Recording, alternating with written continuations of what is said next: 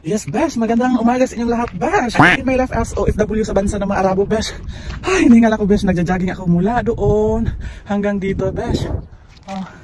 Mula sa accommodation namin, besh, hanggang dito. Nikot namin yun. Dito na kami nung nakaraang araw. Pero gabi yun, nagja-jogging kami alas 6 ng gabi. Mag-alas 7 na yun. So, maluwang kasi dito, besh. Kasi wala na mga bahay, besh. Hiningal talaga ako. Yan. Jogging, lakad-lakad lang, besh ba?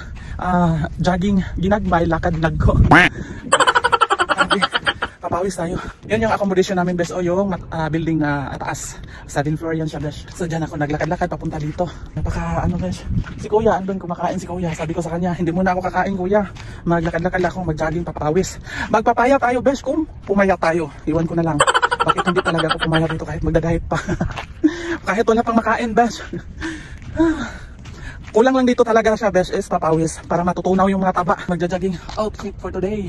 Naka-short lang tayo, mga besh, para comfortable tayo sa pag-jogging. So naman, besh, may tao dyan nakatayo, besh. Ayun. Ayun. Yung bukid na yan, no? Puro bato, besh. Sa aming bakala pinaganuhan, besh, yan po, besh, ang mga bahay-bahay dito, besh, medyo konti na lang, besh. Diyan medyo marami siya, besh, pero ano siya, besh, no?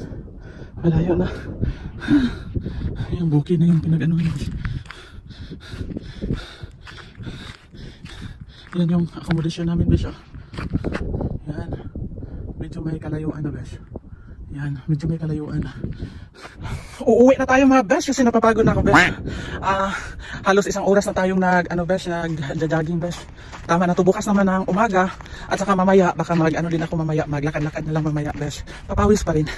Para matunaw talaga mga taba-taba natin, besh. So maya na ako papasok doon kasi malamig. Mag-ano muna tayo. Hinihingal na ako. Pawis na pawis. Pahinga muna tayo saglit.